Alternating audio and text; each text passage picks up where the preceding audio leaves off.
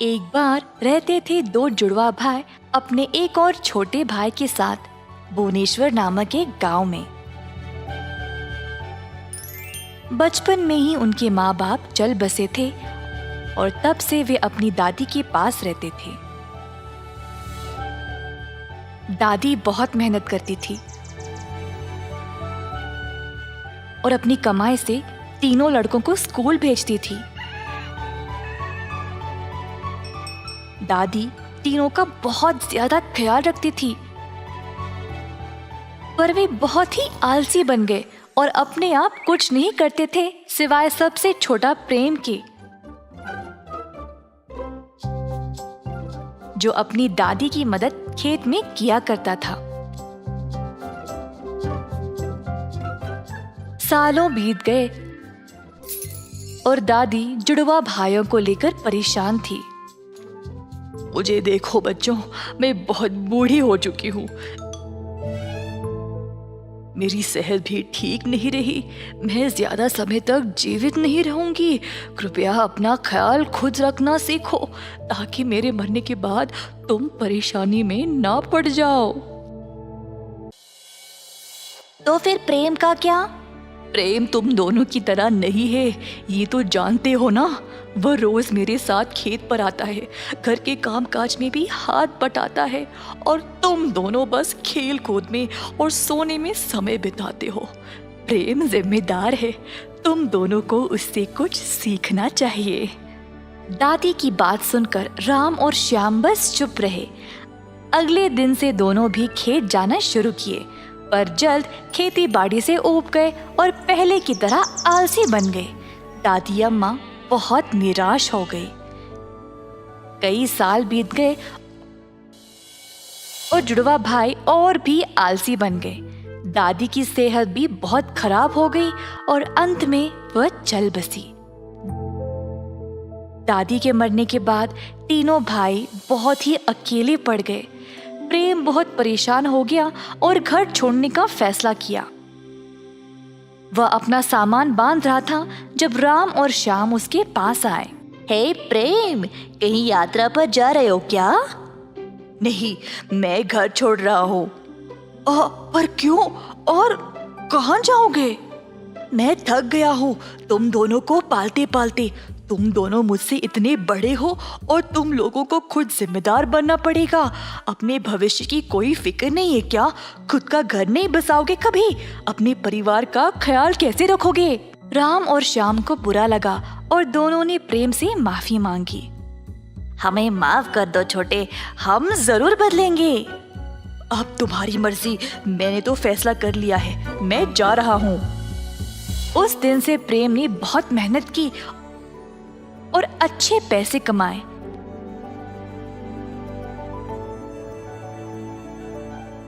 जल्द उसने खुद का मकान भी खरीद लिया।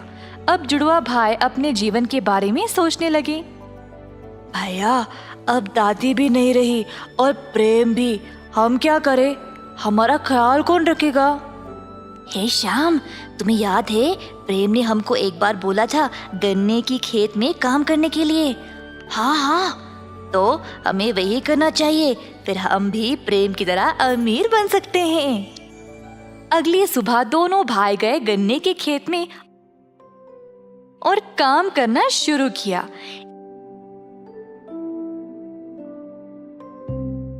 एक घंटे के अंदर अंदर आलसी लड़के थक गए। राम और श्याम को काम बहुत ही मुश्किल लगा तो वे खेत पर वापस नहीं गए।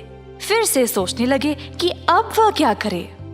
श्याम, मेरे पास एक रास्ता है अमीर बनने का बिना सरदर्दी के। सच?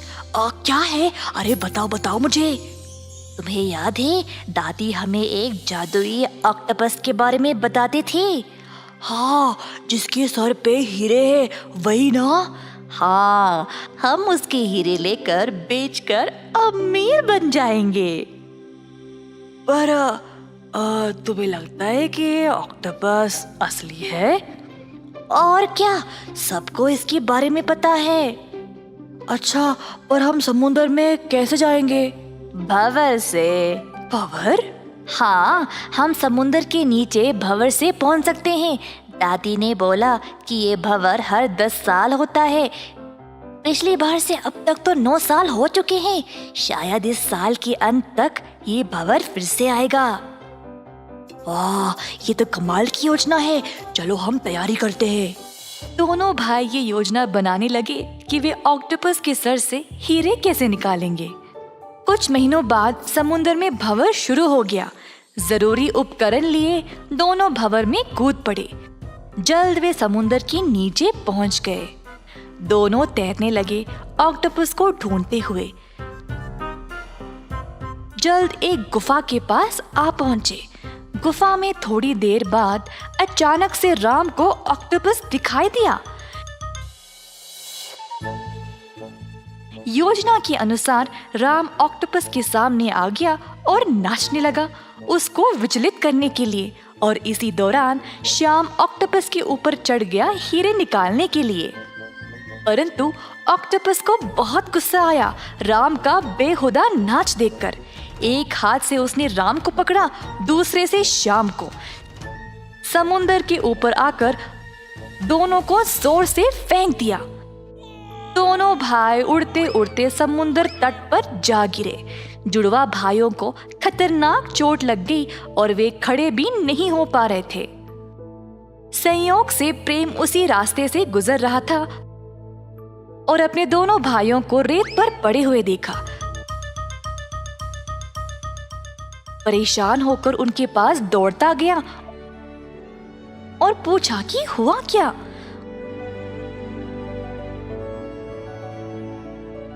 उनकी कहानी सुनने के बाद प्रेम बहुत निराश हो गया और बोला, हाय, अच्छा हुआ जो भी हुआ। अब तो तुम दोनों को सबक मिल गया होगा। अमीर बनना है तो मेहनत तो करनी पड़ेगी। ऐसे रास्ते चुनोगे तो बुरी तरह से फंसोगे। इस घटना के बाद दोनों भाइयों को एहसास हुआ कि मेहनत से ही वह कुछ भी पा सकते हैं। अंत में दोनों गए वापस गन्ने के खेत में काम करने के लिए और अपनी रोजी रोटी कमाने के लिए। आलस्य एक बुराई है जो विनाश का कारण बन सकती है।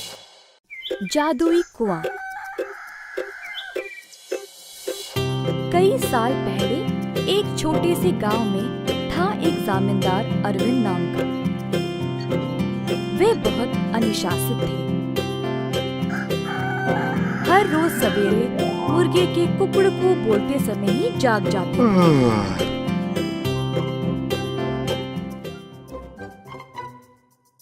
फिर अपने नौकरों को जगा के उन्हें काम पे भेजते थे।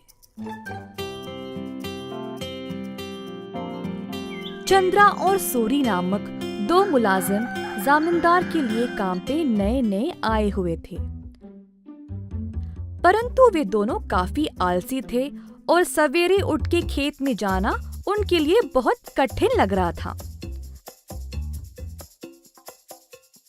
दोनों एक कुएं के पास सोते थे। एक दिन चंद्रा ने सूरी से कहा, हाय रे, हर रोज सवेरे जाग के जाना बहुत ही कठिन काम है ना। सूरी को भी ऐसा ही लगा। हाँ चंद्रा, परंतु हम करे तो क्या करे, मुर्गे के कुकड़ को से ही जमींदार जी जाग जाते हैं। अरविंद जी ने इन दोनों का व्यवहार ध्यान से और चुपचाप से जांचा। आखिरकार उन्होंने एक दिन उन दोनों को सबक सिखाना चाहा। एक दिन जब दोनों सो रहे थे, कुएं के अंदर से आवाज आई, सूरी, कितनी देर और सोओगे? उठो और काम पे निकलो। सूरी को नींद में ही आवाज सुनाई दी और वो अचानक से जाग गया। बाजू देखा तो चंद्रा आराम से सो रहा है। सूरी को समझ नहीं आया कि ये आवाज कहाँ से आई। बुरा सपना मान के वो फिर से सो गया। अगले दिन की बात है और दोनों उसी कुएं के पास सोए थे। इस बार कुएं वाली आवाज चंद्रा को सुनाई दी। वो भी अचानक से जाग गया। आसपास देखा तो सूरी आराम से सोया था।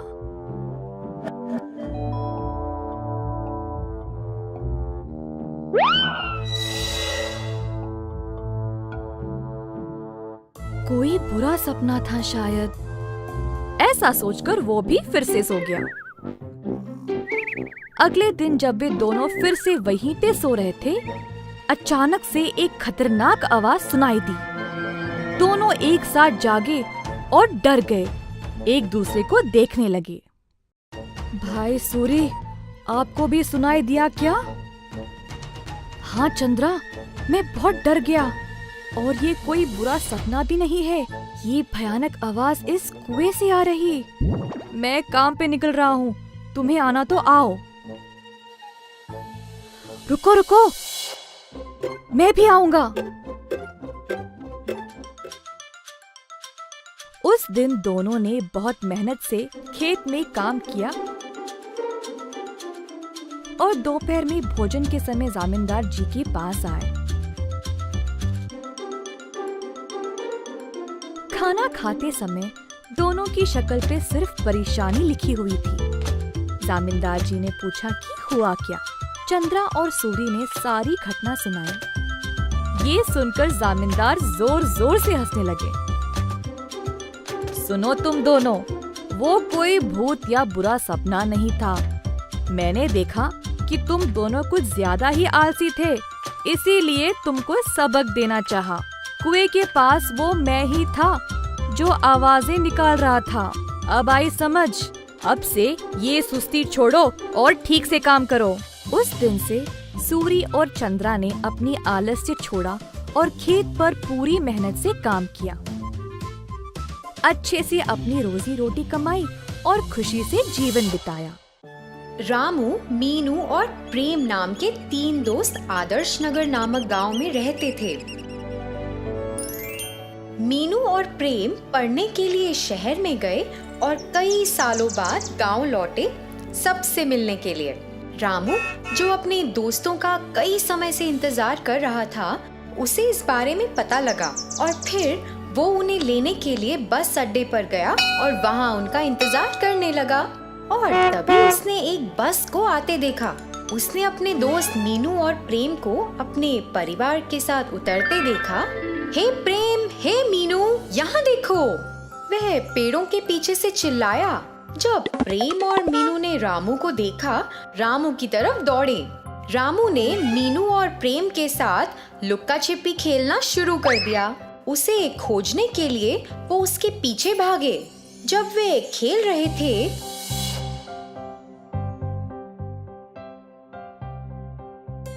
रामू एक सुरंग में भाग गया। रामू, तुम कहाँ हो? अरे, हमें लगता है हम खो गए हैं। बाहर आओ यार। नहीं नहीं, मुझे पता है कि तुम इस सुरंग में ही हो। मैं तुम्हें पक्का ढूंढ लूंगा। उसने प्रवेश द्वार पर अपना सर रख कर ऐसा कहा। जब रामू ने प्रेम के शब्दों की गूंज सुनी तो वह सुरंग में और अधिक गहराई में चला गया। प्रेम और मीनू ने रामू को खोजा और घर वापस चले गए। जब रामू को पता चला कि उसके दोस्तों की आवाज बंद हो गई है, तो उसने सुरंग से बाहर आने का फैसला किया। लेकिन रामू को यह नहीं पता था कि उसे किस तरफ से जाना चाहिए और वह रास्ता भटक गया। इसीलिए वह सुरंग में ही बैठ गया। रामू समय गुजार रहा था और एक धुन गुनगुनाने लगा। जैसे वह गुनगुना रहा था, अचानक एक बड़ा चमकता हुआ सुनहरा द्वार उसकी आंखों के सामने आया और रामू ने गुनगुनाना बंद कर दिया। जब उसने धुन गुनगुनाना बंद किया तो चमकता हुआ सुनहरा दरवाजा गायब हो गया। अरे, यह द्वार क्या है? ये एक सपना है या सच है? जब मैं गाता हूँ तो द्वार अचानक प्रकट होता है। इसका मतलब है कि द्वार जब मैं गाता हूँ तो दिखाई देता है। मुझे फिर से गाना चाहिए। रामू ने फिर से एक धुन गुनगुनाना शुरू किया और द्वार फिर से दिखाई दिया। रामू गुनगुनाता रहा और वह दरवाजे की ओर चला गया। जब उसने इसे छूने की कोशिश की तो उसका हाथ सीधे दरवाजे के उस पार चला गया। रामू हैरान रह गया। अब वह यह जानने के लिए उत्सुक था कि अंदर क्या है, इसलिए उसने धीरे से दरवाजे में कदम रखा। जब रामू ने द्वार पर प्रवेश किया तो उसे एक बर्फ का पुल दिखाई दिया। इतना ही नहीं, जब उसने पुल से नीचे देखा तो वह बहुत गहरा और डरावना था। रामू ने पुल के अंत में एक द्वार देखा और फिर वो जानने के लिए उसकी जिज्ञासा बढ़ गई कि दूसरी तरफ क्या था। उसने पुल को पार करने का फैसला किया, भले ही यह बहुत मुश्किल और खतरनाक था। उसने साहस से अपना दिल भर दिया और चलने लगा। वह बहुत धीरे धीरे चल रहा था, लेकिन देखा कि हर कदम पर उसे बर्फ पिघलती दिख रही थी और फिर तेजी से पुल की दूसरी ओर चला गया और द्वार तक पहुंच गया। जैसे ही वह चौखट पर पहुंचा, उसने जल्दी से अंदर जाने की कोशिश की और नीचे गिर गया। वह अपने हाथ को देखने के लिए उठा, लेकिन उसकी नजर दरवाजे के अंदर की तरफ पड़ी और उसके सामने ये एक बहुत खूबसूरत दुनिया थी।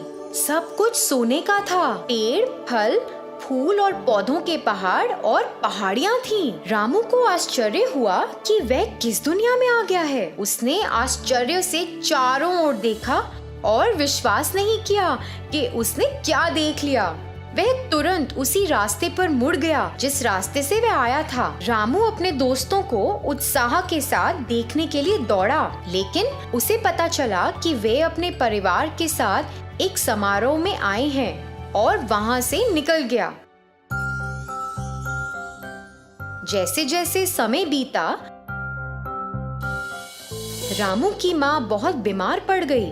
रामू के पिता की छोटी कमाई उसकी माँ के इलाज के लिए पर्याप्त नहीं थी। रामू को कुछ समझ नहीं आ रहा था कि वे क्या करे। अचानक उसे सुनहरे दरवाजे की याद आई और वह बहुत खुश हो गया। वह सुनहरी दुनिया में चला गया और सोने के कई सिक्के उठाकर चुपके से गांव ले आया और उन्हें बेच दिया। पैसों से उसने दवाइयां खरीदी और अपनी माँ का इलाज कराया। जल्द ही वह बेहतर हो गई थी। बहुत कम समय में रामू बड़ा हो गया और बहुत अमीर हो गया था।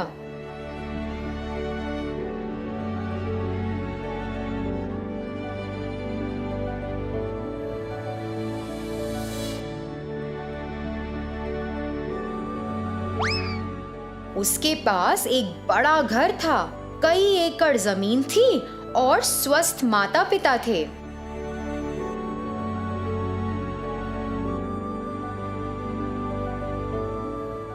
वो एक अमीर जमींदार बन गया था।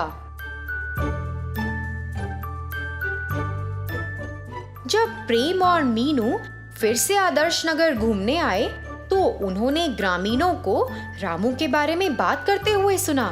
अरे, रामू हमारी उम्र में इतना अमीर क्यों है? ये कैसे हो गया?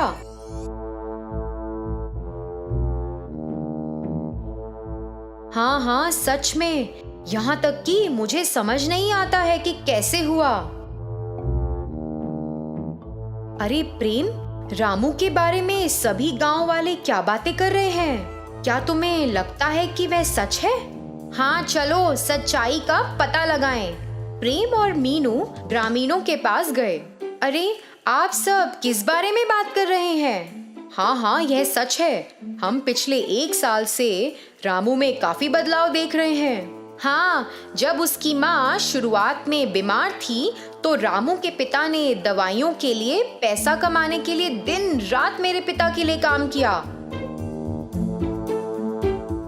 क्या सच में? हाँ हाँ, अब रामू हमारे गांव का सबसे अमीर आदमी है।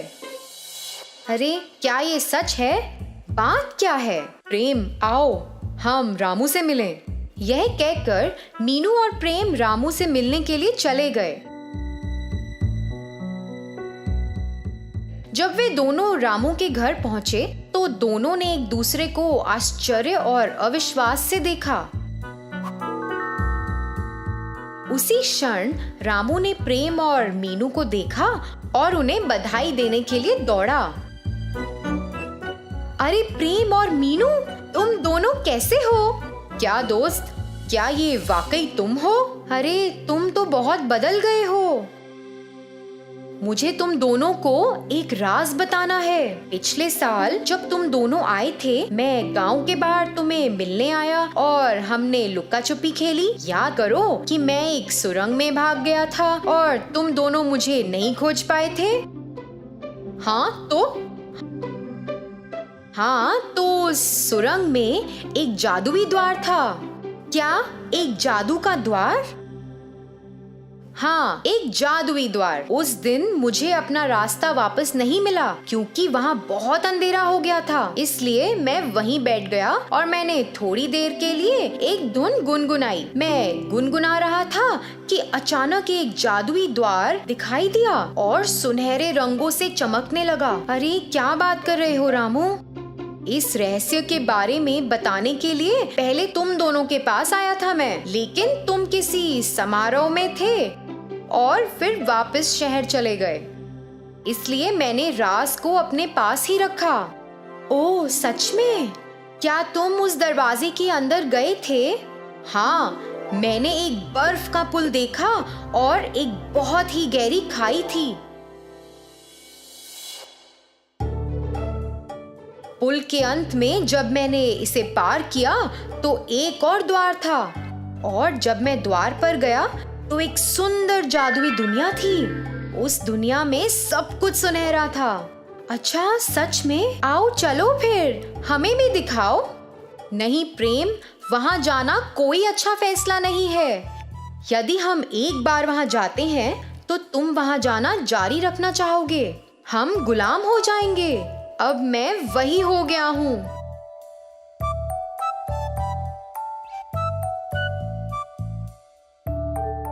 ठीक है, अब मुझे निकलना है। मुझे कुछ काम है।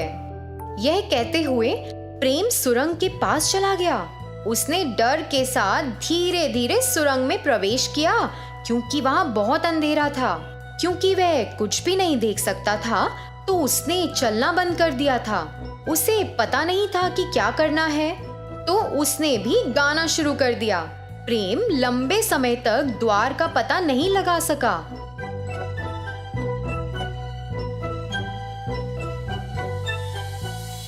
वह उसे पाने के लिए उम्मीद किए बिना गाता रहा और अचानक एक सुनहरा द्वार दिखाई दिया। प्रेम सफल हुआ, इसलिए उसने द्वार में प्रवेश कर लिया। जैसा कि रामू ने कहा कि एक बर्फ का पुल था और वह स्वर्ण द्वार तक पहुंचने के लिए उत्सुकता से चलने लगा, लेकिन बर्फ उसके पैरों के नीचे पिघल गई जब वह पार हो गया और वो गिरने वाला था।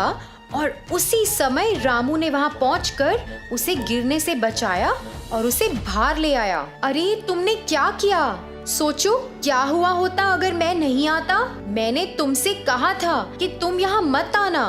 अरे यह जगह बहुत डरावनी है। जो मैं कह रहा हूँ उसे सुनो। इस जगह के बारे में कोई नहीं जानता, बस हम। इस रहस्य को किसी के सामने प्रकट नहीं किया जाना चाहिए। यह स्थान किसी के लिए अच्छा नहीं है। हाँ बाबा, सच में बर्फ के पुल के पार करते समय कुछ भी बुरा हो सकता है। इतना ही नहीं, वहाँ से सोने के सिक्के लाना एक लालची आदत बन सकती है जो सिर्फ और ही बढ़ेगी और हम गुलाम हो जाएंगे। हाँ तो अब क्या? इस सुरंग के द्वार को बंद कर देते हैं।